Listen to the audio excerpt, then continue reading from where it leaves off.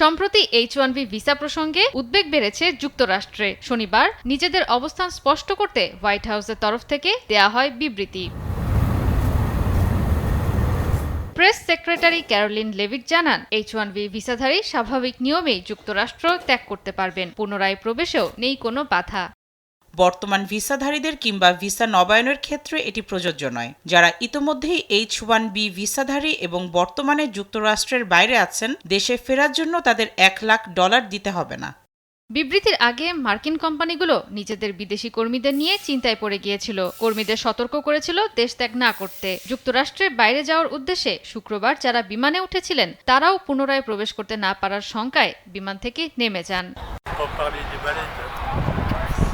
এর আগে মার্কিন বাণিজ্যমন্ত্রী হাওয়ার্ড লুটনিক জানান, H-1B ভিসার জন্য প্রতি বছর $1 লাখ ফি দিতে হবে। নতুন ভিসা আবেদনকারীদের পাশাপাশি ভিসা নবায়নকারীদের জন্য এটি প্রযোজ্য হবে। এ ঘোষণার পর চিন্তিত হয়ে পড়েন প্রযুক্তি খাতের সাথে সংশ্লিষ্টরা। এমন পদক্ষেপে ক্ষতিগ্রস্ত হবে দেশের প্রযুক্তি খাত বলে সতর্ক করেছেন মার্কিন প্রযুক্তি উদ্যোক্তা ইলন মাস্ক।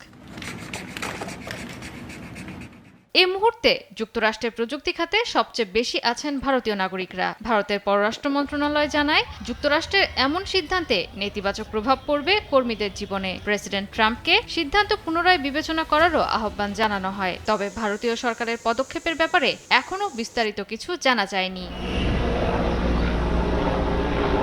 জয়া সরকার, নিউজ ডেস্ক, দেশ টিভি।